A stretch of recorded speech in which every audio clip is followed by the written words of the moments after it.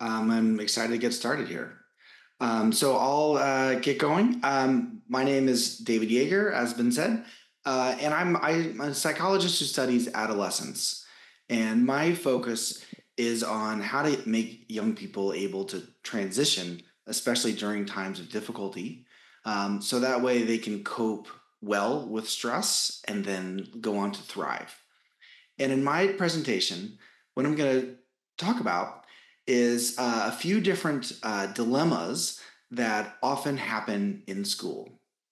So let me just read this to you. So these are dilemmas that come from students in one of our experiments, and we asked them about a time when they felt stressed. And here's what the first student said, talked about being called on in class when they raised their hands. Every time I would not know how to solve a problem, after I had been called up to answer the question or problem, I started to feel my heart race, my blood pounding through my veins, my breathing quickened. And that was just the millisecond after the teacher called on me.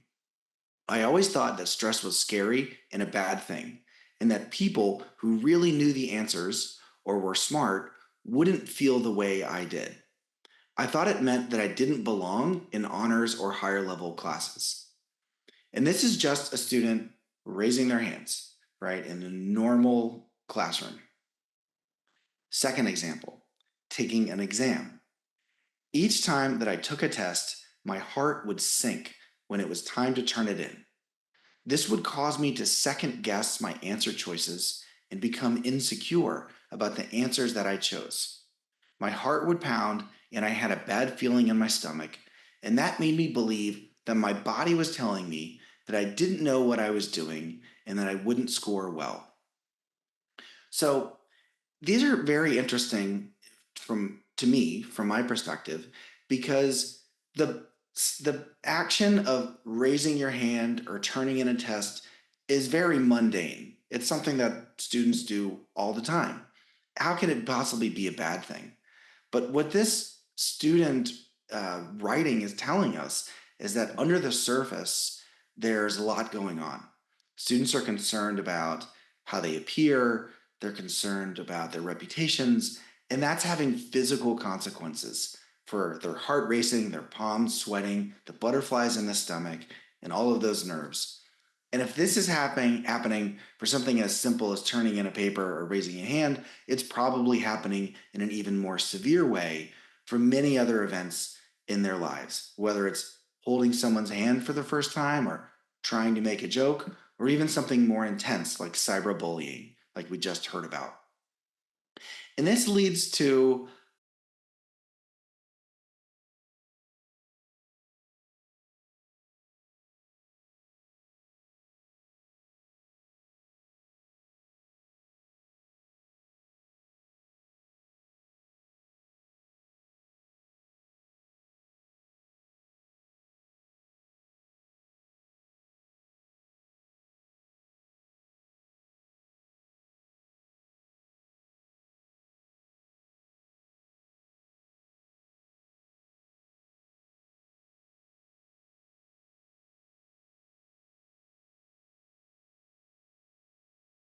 from engaging with academic work and challenging your mind and growing your abilities. Is that more important? Or is your short-term mental health and coping with stress more important? And many kids make this choice every day, and some of them decide, I'm not going to work hard in school. I'm going to just reduce my stress. Other kids are like, well, I'm going to engage with school, but I'm going to be very stressed. And then neither of them feels like a good option. And so, what we want to argue is that there's the third question to ask, which is basically, what if we didn't have to give up either? What if we could embrace intellectual challenge and maintain stress resilience? So that's the puzzle I want to propose today. And I want to give a little bit of background on the stress response system that many of you may already be aware of, but hopefully this is helpful to suggest that there's a different way to think about this problem. So, is stress and anxiety and so on, are these always bad or are they sometimes good? To answer that question, you have to distinguish between a stressor, that's a stressful event. This is any demand that your body and mind have to respond to. Or on the other hand, there's a stress response, which is how you respond to a particular stressor. And that could be your mind's perceptions of the stressor. It could also be your body, your palms being sweaty, your heart racing, your breathing hard. Okay. Now, critically, a stressor, an event, is not inherently good or bad. So, turning in a test is not an inherently bad thing, and it's not really an inherently good thing. It's just an experience. Raising your hand in class is not inherently bad or inherently good. The stress response, though, could be good or bad. And the stress response could be basically, if I fail this test, my life is over. Or it could be, this test is an exciting opportunity to show what I've learned so far, right? So those responses could be very different, but the stressor itself is the same. Now, why do I make this distinction? This is important because when you hear a teenager say, I'm stressed out, what they often mean is their stress response is really bad.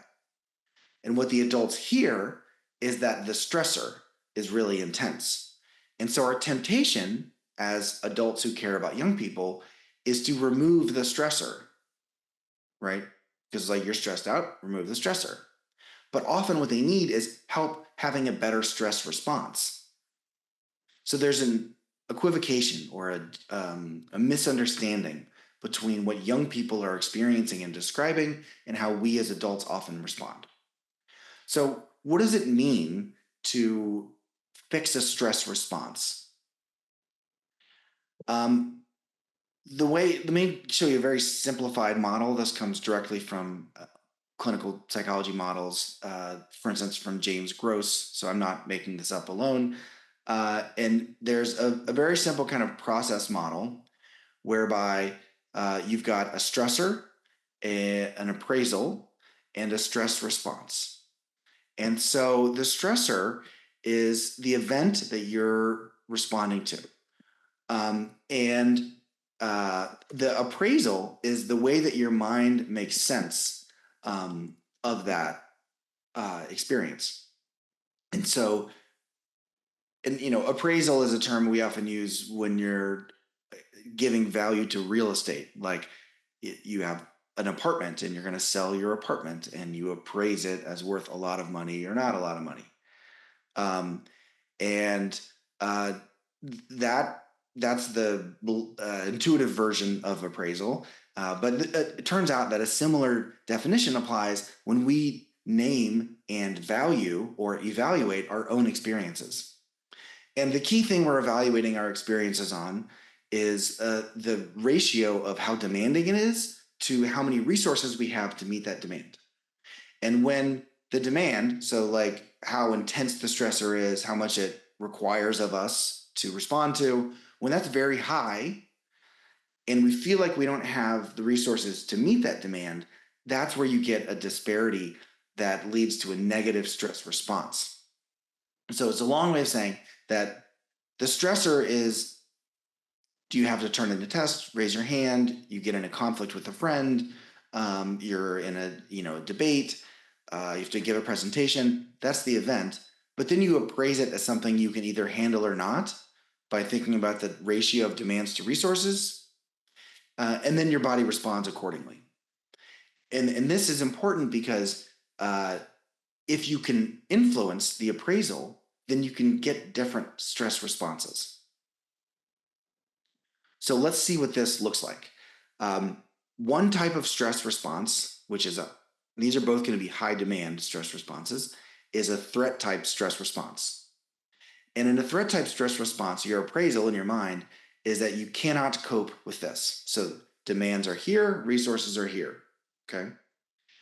If that's what your mind says, then your body responds by, for instance, constricting your vasculature So your body stores more blood centrally in your chest cavity and less blood in your capillaries, in your extremities. And what that does is it means that your muscles and your brain have less oxygenated blood because you're keeping all the oxygenated blood centrally. And there's a physical reason for this, which is that in our evolutionary history, people, if they thought they were going to lose a physical fight to a bear or a lion, they would keep more blood in the central of their body cavity rather than in their extremities. So they would be less likely to die, basically. But now our stressors are not physical; they tend to be more social. So the adolescent isn't worried about being killed by a bear; they're worried about being socially dead because of, for example, cyberbullying or exclusion, right? Or embarrassing themselves in front of the class. And so if young people appraise those social threats as more than they can handle, that's when you get vascular constriction, and then you get higher levels of cortisol, and then you get worse mental health. There's a whole cascade of bodily and mental responses to threat type stress appraisals. However, this is very important. This same intense stressor could be appraised as a challenge. So, for instance, imagine a teenager who is trying to impress someone they have a crush on, right? If they think that person's going to just make fun of them forever, right? That's a threat. But if they think, oh, I can win them over, I'm going to get this person to get a crush on me or to reciprocate my affection, then it's still stressful, but it's exciting. And that's this idea that even though it's high demand, I have the resources to cope with it. And there, what you tend to see is vascular dilation. So there's more blood flowing to the periphery, to the muscles, and to the brain, less cortisol, often more testosterone, and then better mental health. So why do I tell you this? And you might know some of this already, but the reason is because in our society, we often want to just reduce demand to make things easier on young people. But what we really want to do often is increase support for young people and help them to meet the demand. And that puts them from the left column, the threat type column, to the right column, more of the challenge type column. And if we do that, then even when young people are facing intense stressors, for instance, in the transition to high school or transition to college, when classes are hard, they don't have friends, they have to make a new reputation, in all of those circumstances, they can show a challenge type response. And we'll see that in their psychology. They'll approach the difficult experience, but even in their physiology as well. Just to show you a very example of how we do this is we think this is the most complicated model in this talk, by the way. Sorry. So there are stressors in the world that have to do with your friends, making a presentation in class, or even thinking about problems in the world. So injustice, inequality, economic opportunity, war, those are stressors. Then they're appraised, and then you respond. We create mindset interventions to shift the appraisal. So it's right in that middle part. And what we think is that if you can shift the appraisal, then the response could be more positive. And if you do that a lot, then over time, you can improve well-being and stress responses. The way we tend to do that is through something that we call a synergistic mindsets intervention. And this is a paper we published in Nature, which is a global science journal, 2 years ago. And we teach two messages. One is what we call a growth mindset. That's maybe something some people are familiar with. This is very simply the idea that you can grow your ability and change your skills with the right support and effort. Okay. And it's the opposite of a fixed mindset, the idea that you can't change. And then the other message we pair with is what we call a stress is enhancing mindset. And this is the idea that your stress could be harnessed to be a resource to help you perform better. And that's the opposite of a stress is debilitating belief, which is on the left here. And the stress is debilitating belief is that stress, if you're stressed, it means you're about to fail, you're going to perform worse, you can't do this. And so if you just read the top right box here, in the synergistic mindsets, we want them to have the appraisal that I could go from this challenge and I could grow because I have a growth mindset. The challenge is an opportunity to change. But I could grow by using my stress response. The fact that my heart is pumping oxygenated blood to my brain and my muscles will help me do even better. And so here's an example of what the intervention looks like. And I'll just read from this. We say things like, when we struggle to accomplish something we care about, whether it's a difficult math problem, a challenging athletic or musical skill, or an important personal goal, we get anxious. We tend to think of that as a bad thing, a feeling that gets in the way when we're trying to perform. But the truth is that stress response is exactly what your brain needs to take on difficult challenges and learn from them. Okay. And they learn more than that, but that's just the basic idea. And then we evaluate the effect of that message using experimental methods where we put people in the lab and we put them in an intense social stressor. And that stressor is something we call the Trier Social Stress Test, or TSST.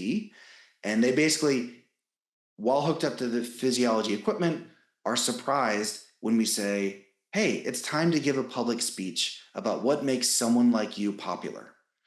And then they have to give it in front of somebody else, actually two people, who are sitting there with clipboards and white lab coats, judging and evaluating them. And they're like, so they're very hard to impress. And so the stress intervention is meant to have them think, okay, this is something I can improve at because of growth mindset. And the fact that my heart's racing and I'm nervous about this means I'm energizing and mobilizing and I'm going to do great. And what we found is that the short one-time 20-minute synergistic mindsets intervention. So it's a reading and writing exercise that I just showed you a screenshot of. It reduced what we call vascular restriction throughout this Trier social stress test. And the biggest effects is while they're supposed to be giving this speech, which in general is the most stressful part. So another way to say this, and what's amazing here, is that by telling teenagers that their body's stress response can be a resource, then we actually detected differences in their body's response to the stressful event. So the mindset led to a difference in how the body responded to stress. And that was really exciting. Let me end with some really practical advice, because I know we have educators in the audience, and I should say, I was a middle school teacher. I get it. I understand how hard it is. I also have 4 kids who hardly ever listen to me, and it's very frustrating. And so anyone here working with young people, I have great sympathy and admiration for what you do. But one of our challenges is to say the right stuff at the right time to help young people deal with their stress. And that's hard. So let me show you, to finish, some examples of what adults have said and what young people have said to themselves to cope better. So we did an analysis of kids in our experiment who improved the most in their stress when they got the synergistic mindset. And in general, what we find is kids who improved the most used what we call reappraisal. So if you remember, there's like stressor, appraisal, response. The kids who reappraised in the middle the best were the ones who improved. And I'll just read these examples quickly. Before the first student, before the intervention, they were at the worst stress response. Afterwards, they were among the best, top quartile. The student said to themselves, I always thought that when I had stress and anxiety over work, it was a sign that I didn't belong in class. But in reality, my breathing and heart racing was my body supporting me to overcome hard challenges. A little bit of stress every so often is good because it means you are being faced with problems that are difficult and learning how to conquer them. Another student, again, started very low, worst stress response, ended in the top 5% of our whole sample, wrote, When I would stress out or get anxiety, I would give up thinking I'm not good at math. But it's just that your brain is getting deep into understanding. It's good to stress a bit because it helps achieve your goals and finish your work. So again, they're reappraising stress as a resource. What were the worst responses? And that's what we'll end on. The worst responses suppressed or tried to dampen down the stress response. So rather than have stressor, appraisal, response, and fixing the appraisal in the middle, they tried to suppress or squash the response at the end of the line. And here are examples of students who were the worst at reframing or reappraising their stress. They said things like, I cope with stress by taking deep breaths and doing everything I can to be calm. I tell myself affirmations, and they are very helpful. So next time you get stressed, you should take a breath and give yourself a compliment. Don't stress about it. One mistake isn't going to ruin your life. And remember to always know if you don't understand, don't be afraid to ask for help. Another, tell him not to worry and try to encourage them as much as I can to help them. Another, as long as you believe in yourself, you can do anything. I know it can be stressful, but later on you'll realize there's nothing to be stressed about. Or, kid, don't let stress get over you. You don't have to get rid of it. The only thing you can do is relax or fake that you are relaxed. Now, those in general are things that many of us might say to ourselves or might tell kids to say to themselves if you believe the stress is debilitating worldview, that stress is always bad. But because that's what kids believe, then they say this kind of stuff for themselves to suppress and squash the stress response, and that tends to not work. So just to wrap up, I want to show just as a punchline, the worst kinds of responses and the best kinds of responses. And as you look at this, think, wow, or at least what a lot of people tell me they say is, wow, the worst responses are stuff that I say all the time. So they're things like, don't worry about it, just do what you can, take deep breaths, give yourself a compliment, take your time, believe in yourself. That's all suppression. It tends not to work. Whereas reframing, use stress as an advantage. This is on the left. Stress helps you push yourself. Your body is getting ready. Stress is your body supporting you. All of those things are more in line with this stress is enhancing view, and we're associated with better health and well-being outcomes. So I'm going to end there. And then the big takeaway is that I'm also happy to make this intervention available to educators to use. And I think the next wave of innovation is in folks who figure out how to help kids say less of the stuff on the right to themselves and more of the stuff on the left, but also how do we help the adults in kids' lives to make a better, more positive, more powerful appraisal of everyday stressors, especially those that are so critical to growth and development. For example, taking on challenges in school, forming new relationships, or even coping with bullying and so on. So thank you much for your attention, and I look forward to the question and answers. Thank you very much. Merci. Mes questions s'adressent à Nathalie Franck sur le TDAH. Donc, j'aimerais savoir à quel âge peut-on poser un diagnostic TDAH. Quels sont les professionnels habilités à faire ces bilans? Quel est le rôle de la MDPH dans la prise en charge du TDAH? Et enfin, je répéterai mes questions, il n'y a pas de souci si au passage... et pourquoi donne-t-on des médicaments à des enfants de 7 ans alors qu'ils n'ont pas été diagnostiqués, sachant que ces médicaments sont quand même des opiacés et classés stupéfiants? D'accord, merci de votre question. Alors en fait là c'est les recommandations en vrai. On est sur le texte des recommandations. Je vais essayer d'aller vite pour laisser la place à mes collègues. Alors première question, l'âge.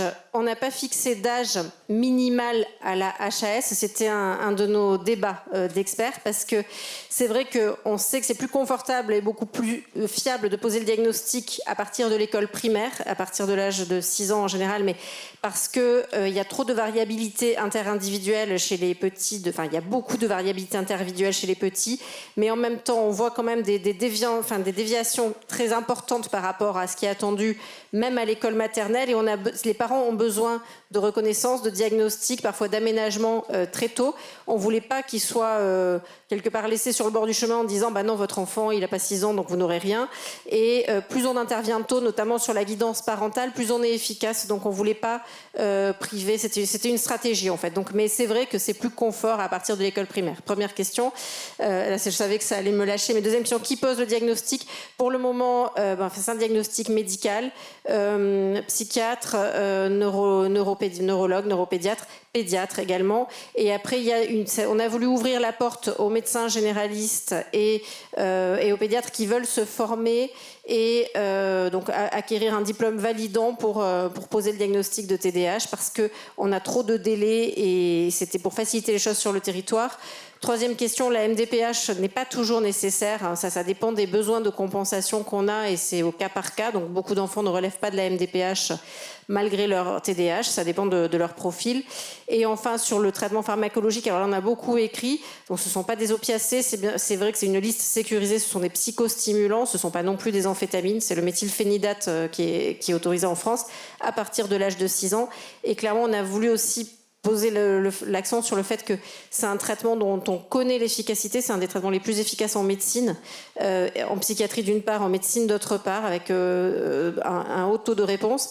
Il y a énormément de littérature là-dessus, je vous invite vraiment à lire parce que c'est un traitement qui a mauvaise réputation alors qu'en même temps, sur les effets du traitement positif, négatif, il y a vraiment plus de débat. C'est un traitement alors il faut qu'il soit bien prescrit, oui, et on commence par la psychoéducation, la guidance éducative parentale, on a mis l'accent sur la première ligne non pharmacologique, mais après c'est un traitement justement, il y a beaucoup plus de risques à ne pas le prescrire qu'à le prescrire quand les enfants en ont besoin, et là toutes les données sont très claires là-dessus.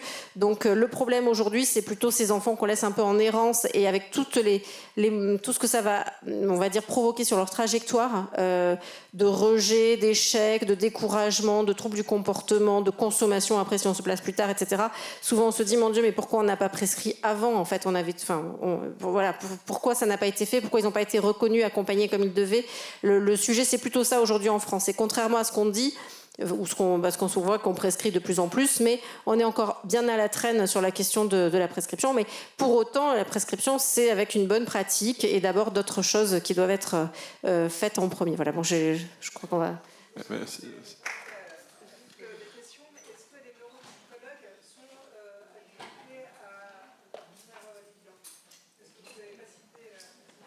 Les neuropsychologues ne posent pas le diagnostic parce que c'est un diagnostic médical. Ils font des bilans, oui, mais on n'a pas besoin, là aussi c'est un des grands débats, on n'a pas besoin des bilans, ils ne sont pas indispensables pour poser le diagnostic parce que là aussi, tout le monde n'a pas les moyens ou le temps de faire un bilan à 400 €.